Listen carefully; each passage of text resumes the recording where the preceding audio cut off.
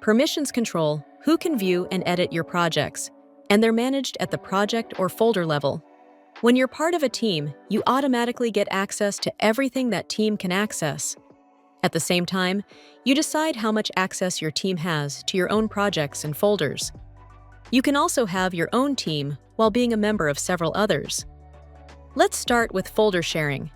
Click the three dots next to the folder name and select Share. When you share a folder, all projects inside inherit the same permissions.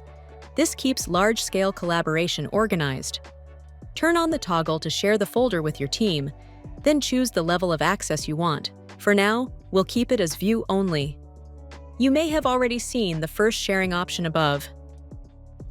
When sharing with individuals, users outside your team can only view, while team members can be given edit access.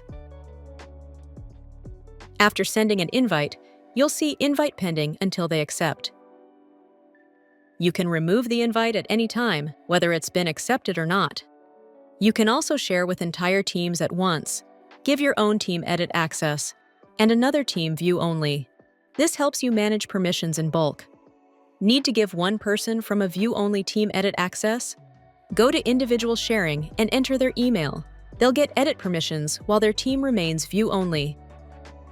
The Shared With Me folder shows projects shared with you individually by email, regardless of team membership. These are view-only with commenting enabled, usually used for collaboration between pro users.